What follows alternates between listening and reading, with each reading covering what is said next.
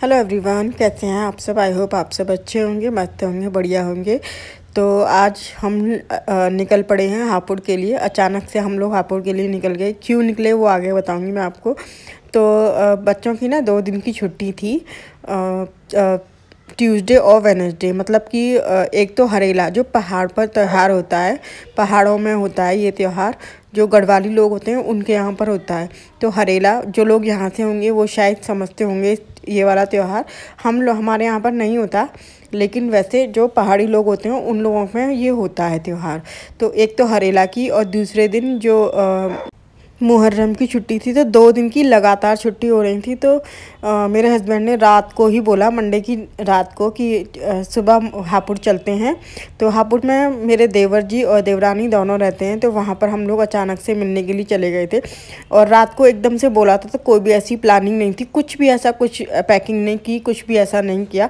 तो हम लोगों ने क्या किया था, मॉर्निंग में ही सुबह उठे और एक एक जोड़ी कपड़े रखे और निकल गए। और मैंने हेयर वॉश किया हुआ था, तो बाल भी काटने का इतना टाइम नहीं मिला था कि मैं अपने बालों को बनाऊं। और मेरे बाल बहुत ज़्यादा गीले हो रखे थे इस टाइम ना। तो मैंने सोचा चलो गाड़ी में ही बना लूँगी। तो मैं यहाँ पर गाड़ी में ही मैंने अपने बाल बनाए, सब कुछ हेयर कॉम किया और गाड़ी में ही मैंने कर लिए। तो सारी रेडी हो गई थी गाड़ी में ही। और देखो, देहरादून से निकले थे तब इतनी बारिश नहीं थी, और यहाँ पर मेरठ के बीच में और हापुड़ के बीच में कहीं पर रास्ते में इतनी तेज़ बारिश थी, इतनी तेज़ बारिश थी कि मतलब ऐसा लग रहा था कि एक कदम पीछे तो बारिश बिल्कुल नहीं थी और एक कदम आगे इतनी तेज़ बारिश।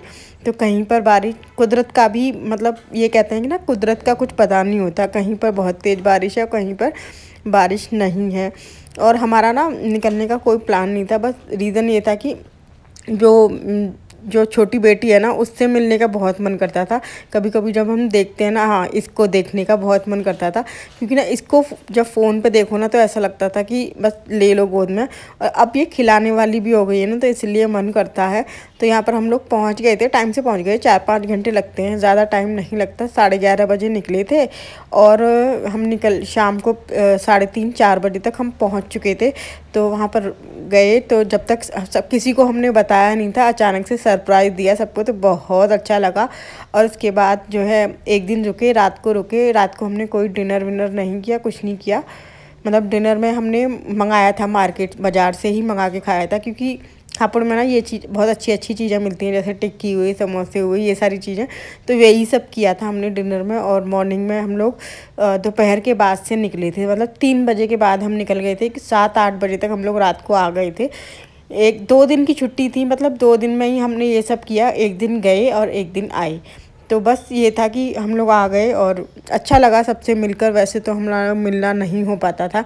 तो नेक्स्ट डे मतलब दूसरे दिन आए, घर में बच्चे स्कूल गए हुए हैं और अपने वही घर के रूटीन काम बस शुरू हो गए मेरे। और यहाँ पर जो है मैं मलाई निकाल कर रख रही हूँ ताकि इसको चला लूँ, क्योंकि मक्खन निकालना, काफ़ी सारी इकट्ठी हो गई थी मलाई। तो मैं फ्रीज़र में रख देती हूँ ना, तो जम जाती है। तो इसको थोड़ा सा नॉर्मल होने में भी टाइम लगेगा, तो इसीलिए मैंने बाहर निकाल कर रख दिया और नीचे न्यूज़पेपर बिछा दिया ताकि पानी पानी ना हो। और ये थोड़ी सी बर्फ़ जमी हुई है तो नॉर्मल हो जाएगी। और अभी तक मेरी हाउस हेल्पर नहीं आई है। उसको उसका फ़ोन भी आया था कि मैं थोड़ा लेट आऊँगी। तो मैंने कहा चलो कोई बात नहीं, इतने में और एक्स्ट्रा काम कर लेती हूँ। क्योंकि जब तक वो आती है ना, तो मुझे ये लगता है कि उसके आने तक काम हो जाए, फिर मैं बाद में नहा लूँगी। ताकि ये रहता है ना कि वो होती है, जब तक मैं कुछ ना कुछ काम करती रहती हूँ, जैसे डस्टिंग हुआ, झाड़ू हुआ, कुछ ना कुछ करती रहती हूँ। और फिर बाद में 1 बजे तक वेट करने के बाद पता चला कि वो नहीं आ रही है। और जब तक मैं नहा धो चुकी थी, मैंने सोचा कि लेट आएंगी तो फिर मैं नहा ही लूँ। तो मैं नहा धो चुकी थी। और जब मुझे इतना गुस्सा आया ना, कि बहुत ज़्यादा गुस्सा आया, और 1:30 बजे पर मुझे जब पता चला ना कि वो नहीं आ रही, तो बहुत ज़्यादा गुस्सा आया। और उसके बाद फिर मैंने नहाए धोए हुए, मैंने मतलब अगर मुझे पता होता पहले से नहीं आ रही हैं, तो मैं झाड़ू नहाने से पहले ही कर लेती। लेकिन बाद में पता चला, तो मैं अब तक नहा धोकर पूजा वूजा कर चुकी थी।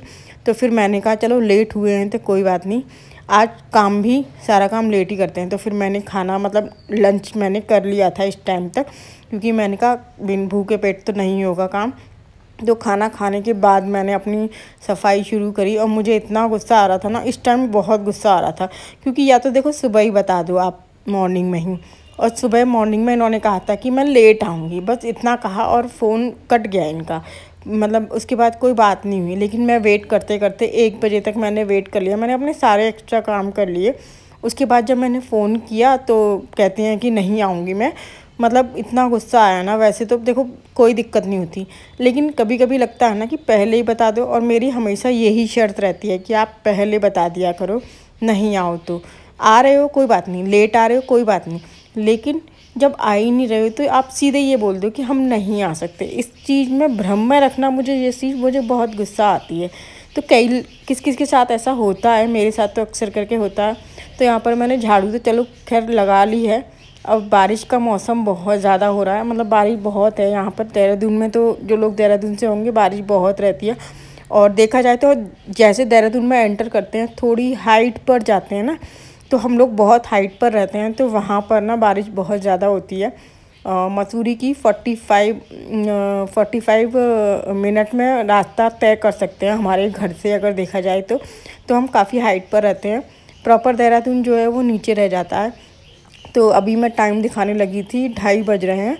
2:30 पौने 3 तक मैंने अपनी सारी साफ़ सफाई कर ली थी। और देखो बच्चों के आने का टाइम हुआ और बारिश शुरू हो गई।